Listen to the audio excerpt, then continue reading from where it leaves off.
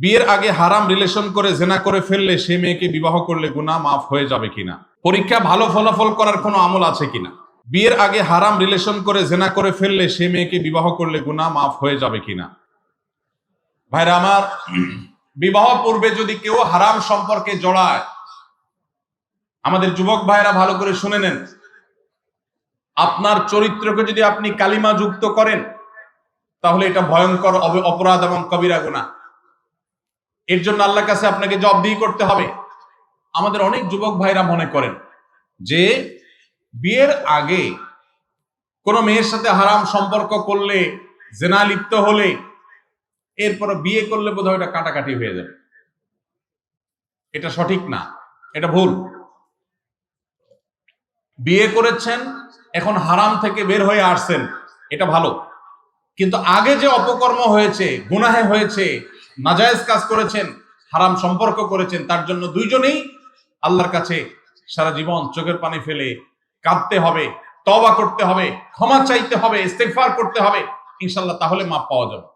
যদি মনে করেন না, বেশিরভাগ এই হারাম রিলেশন যারা করে তারা তো মেয়েদেরকে মিথ্যা প্রতিশ্রুতি দেয়, একটাও বেশিরভাগই ঠিক রাখে না। আমি কথা ঠিক রাখলাম, তাহলে তো আমি ইমানদারের পরিচয় দিলাম। হ্যাঁ, আপনি কথা ঠিক রাখলেন, আপনি ভালো কাজ করলেন, কিন্তু আগে যে হারাম করেছেন এই কথা ঠিকের কারণে সেগুলো মাফ হবে না। তার জন্য আল্লাহর কাছে আলাদা মাফ চাইতে হবে। পরীক্ষা ভালো ফলাফল করার কোনো আমল আছে কিনা, এই প্রশ্ন ফাঁকিবাজ ছাত্রদের।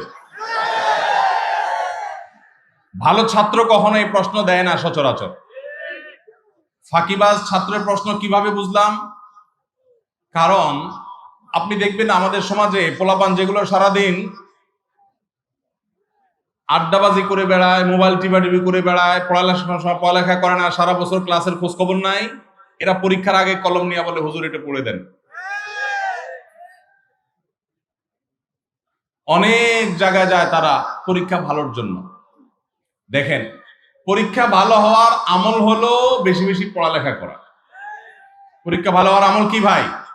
বেশি বেশি পড়ালেখা করা। আপনি বেশি বেশি পড়ালেখা করবেন, পরীক্ষা আল্লাহ তাআলা ভালো করবেন। হ্যাঁ, এর পাশাপাশি আপনি আল্লাহর কাছে দোয়া করবেন, আল্লাহ আমার পরীক্ষা সহজ করে দেন, আল্লাহ আপনার পরীক্ষা প্রশ্নের উত্তর দেওয়ার তৌফিক দান করেন, আমার স্মৃতিশক্তি মেধা শক্তি বাড়ায় দেন। আপনি আল্লাহর কাছে দোয়া করবেন, দান সাদাকা করতে পারেন।